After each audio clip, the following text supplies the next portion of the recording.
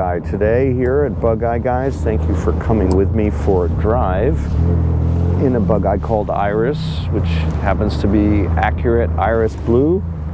I'm here in Guilford, Connecticut in a parking lot, starting our drive today in a parking lot after an appointment, but off we go, and I'll see if I can't give you a sense of how nice this car is. It's a car that just came back from California, where it's been for the last 3 or 5 years with a great, passionate owner. So he's ready for it to move to a new home, and that's where we come in. So we picked up the car in California, and we will deal with some of its punch list items and have it ready for sale. But today we have a diagnostic drive for you, and also a showcase of how nice this car is. One of the things it needs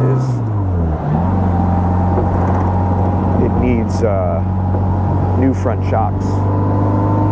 And you may be able to see that in terms of our stability in the front end of this car. They make a big difference when they're not right. They will dramatically affect the stability of the front end, and we will change them again this week. So it's kind of a moot point as far as this car is concerned.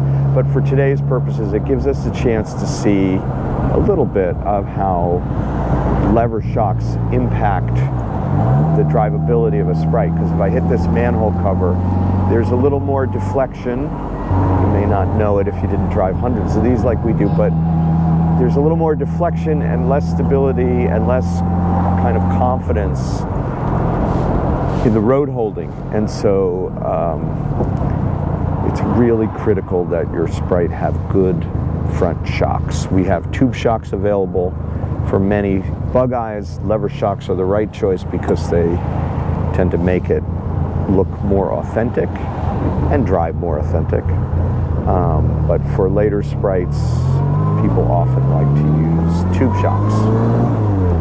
So that's one thing about this car, and we will take care of that. And the second thing is, I think this steering wheel should be oriented like a peace sign so that you have better visibility through the spokes. So it's 180 out.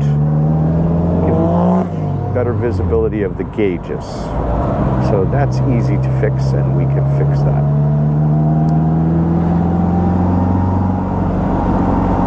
On, help people see us coming through busy commerce area.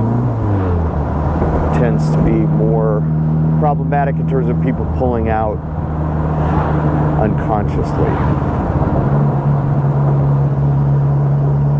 So the lights help for people to see us.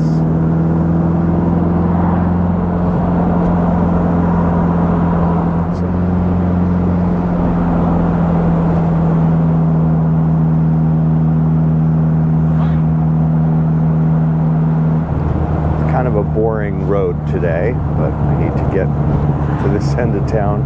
There is one nice thing about this road, and you're going to see it in a second.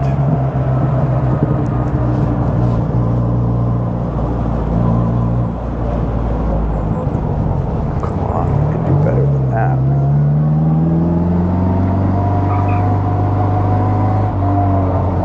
It's interesting how some throttle off oversteer can be induced. It's also interesting how the carbs just flooded.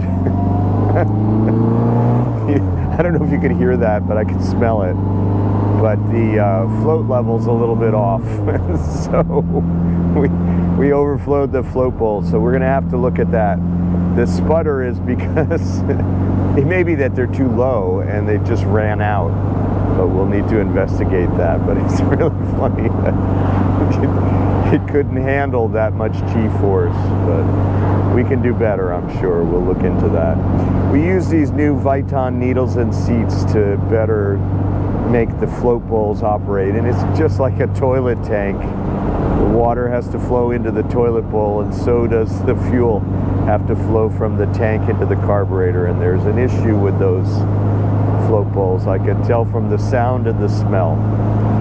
Anyway, that is our drive today in this fun Bugeye called Iris that says it's going 70, but again, I'd say this is about 55. And it's a nice car. Somebody will be very happy with this car.